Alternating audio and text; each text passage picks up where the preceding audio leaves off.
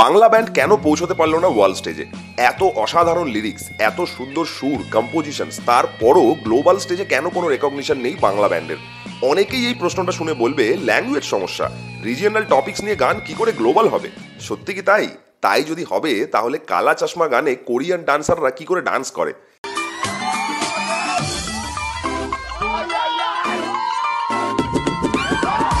একন কি করে গাইলো ছাম্মাক ছাল্লো? Just punch the Let him hear that word. Just let him hear that word.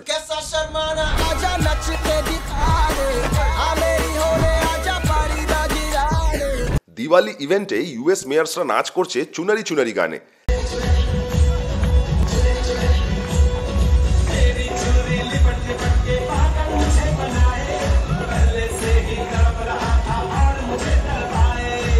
গানের জগতে ল্যাঙ্গুয়েজ যে কোনো ব্যারিয়ার নয় তা এগুলো দেখে বোঝাই যাচ্ছে। তাহলে সমস্যাটা কোথায় বাংলা ব্যান্ডের সাথে? সমস্যা নাম্বার 1, ইন্ডিয়ার মিউজিক ইন্ডাস্ট্রি মেইনলি ফোকাস করে হিন্দি ফিল্মস মানে Bollywood. Majority investment, media attention থাকে বলিউড ফিল্ম মিউজিকের উপর। বাংলা ব্যান্ডের মতো রিজিয়নাল মিউজিক যতক্ষণ না কোনো বলিউড ফিল্ম বা বলিউডে ট্রানজিশন করতে পারছে, ইন্ডিয়ান মিউজিক ইন্ডাস্ট্রি থেকে রেকগনিশন পাওয়া প্রায় ইম্পসিবল, গ্লোবালি তো ছেড়েই দিন। সমস্যা নাম্বার 2, গ্লোবাল এক্সপোজারের জন্য দরকার হয় strong PR teams, international record levels, high production quality, আর এই সবের জন্য দরকার প্রচুর টাকা। বলিউডের জঘন্য একটা গানের জন্য যেখানে হাসতে হাসতে লোকজন ইনভেস্ট করে দেয়, কিন্তু সেখানে দাঁড়িয়ে বাংলা ব্যান্ডের বাজেট খুবই লিমিটেড। এমনকি ইন্টারন্যাশনাল ট্যুর করার জন্য বাংলা ব্যান্ডদের কখনো কখনো নিজেদেরই পয়সা লাগাতে হয়। সমস্যা নাম্বার 3, বাংলা ব্যান্ডরাও রক মিউজিক করছে, কিন্তু আজকের দিনেও রক মিউজিক মানে আমরা অনেকেই ভেবে নিই আমেরিকা নাহলে ইউরোপ।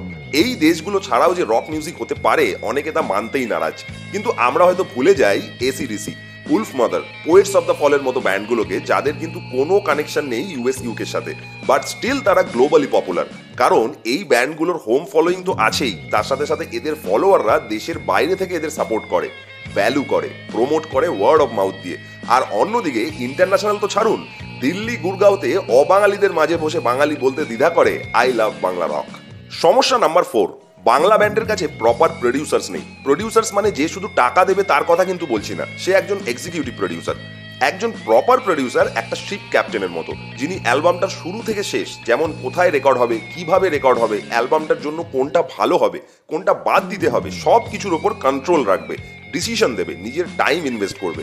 আর এইটা করার জন্য সেই প্রডিউসারের মিউজিক সেন্সের সাথে সাথে বেসিক অডিও ইঞ্জিনিয়ারিং এর নলেজ থাকতেই হবে। কিন্তু দুর্ভাগ্যের বিষয়, ইন্ডিয়ান সং প্রডিউসারদের বেশিরভাগেরই একটাই টার্গেট, পয়সা ডাবল। বুঝতেই পারছেন আইটেম সংস কেন এত ভাইরাল। সমস্যা নাম্বার 5, এক্সপিরিয়েন্সড মিক্সিং ইঞ্জিনিয়ার্সের যথেষ্ট কমতি রয়েছে বাংলা ব্যান্ডের কাছে। ভালো লিরিক্স, দুর্দান্ত গিটারিস্ট, দারুণ ড্রামার, ভোকালিস্ট থাকা সত্ত্বেও অ্যাট লাস্ট যখন মেশিনের থ্রু পুরো ব্যাপারটা প্রসেস হচ্ছে, আর যারা সেটা করছে মানে মিক্সিং ইঞ্জিনিয়ার্স, তারা অনেকেই বেসিকটাই ভালো করে জানে না। পুরো ব্যান্ডটা কিন্তু ভরসা করে রয়েছে সেই মানুষটার উপর। ব্যান্ডটা 100% এফর্ট দিল, কিন্তু লাস্টে গিয়ে দেখা যাচ্ছে অ্যালবামটা চললই না, কারণ অ্যালবামটার অডিও কোয়ালিটি অ্যাভারেজের থেকেও below compare to globally popular bands. সমস্যা নাম্বার 6, প্রপার ম্যানেজার। একজন প্রপার ম্যানেজার সে যে শুধু শিডিউল দেখে না, তার আর্টিস্টকে ভ্যালু করতে জানে। আর এটা পাওয়া খুবই রেয়ার রিজিয়নাল ব্যান্ডসদের জন্য। একজন প্রপার ম্যানেজারই পারে তার ব্যান্ডকে নেক্সট লেভেলে গাইড করতে, সেই ব্যান্ডটার কাছে যে অপরচুনিটিসগুলো আছে সেগুলোকে এক্সপ্লোর করতে। ম্যানেজারের ভিশন আর্টিস্টের থেকেও বেশি হতে হবে, তাহলেই না সে ম্যানেজ করতে পারবে আর রেকগনাইজ করাতে পারবে ব্যান্ডটাকে। সমস্যা নাম্বার 7, এটা যদিও সমস্ত ইন্ডিয়ানদের সমস্যা, আরে ঠিক আছে চলে যাবে মেন্টালিটি। এই ভোকালটা গানের সাথে মানাচ্ছে না, ঠিক আছে চলে যাবে। লিডের টোনটা আরেকটু অ্যালাইন হতে পারতো, আরে ঠিক আছে চলে যাবে। একটা মেটাল সং বানালো দুর্গা ঠাকুরের উপর, কারণ সেটা নাকি দুর্গা পুজোতে হিট হবে। দুর্গা পুজোর গানে মেটাল চলে না বস। তাই আর্টিস্টদেরও আরও একটু ভাবতে হবে মিউজিকটার জন্য, কোন অডিয়েন্সকে কেটার করছে তার জন্য। এগুলো ঠিক না করলে গ্লোবাল অডিয়েন্স কেটার করা খুবই মুশকিল। সমস্যা নাম্বার 8, আমরা নিজেরাই। আমরা শুধু কম্পেয়ার করি। একটা গান লেখা, মিউজিক বানানো 2 মিনিটে ম্যাগি বানানোর মতো নয়, এটা মানুন। প্রতিটি ব্যান্ড তাদের মতো করে কিছু ইউনিক বানাতে চায়, আগে তাদের শুনুন, ফিল করার চেষ্টা করুন। হতেই পারে ভালো লাগলো না, বাট প্লিজ কম্পেয়ার করবেন না, উল্টে তাদের ভ্যালু করুন, এনকারেজ করুন।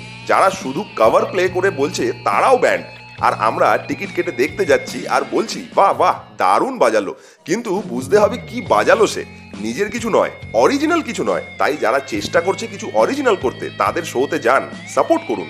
শেষে এতটাই বলবো, গ্লোবালি রেকগনাইজ হওয়ার জন্য শুধু ব্যান্ড না, ব্যান্ডটার audience, producer, manager, sound engineer সবার একটা মিলিত এফর্ট দরকার। সোশ্যাল মিডিয়া অ্যালগোরিদম হয়তো পুশ করবে না কোনো বাংলা ব্যান্ডের মতো রিজিওনাল মিউজিককে, তাতে অডিয়েন্স হিসেবে আমাদের কোনো হাত নেই, কিন্তু আমরা নিজেরা তো একটু চেষ্টা করতে পারি, আরো বেশি সাপোর্ট করে, ভ্যালু করে, আরো ইনভলভ হয়ে, তাই না? কমেন্টে জানান আপনার মতামত, বাংলা ব্যান্ড কেন এখনো ওয়ার্ল্ড স্টেজে পৌঁছতে পারেনি। দেখা হচ্ছে পরের ভিডিওতে।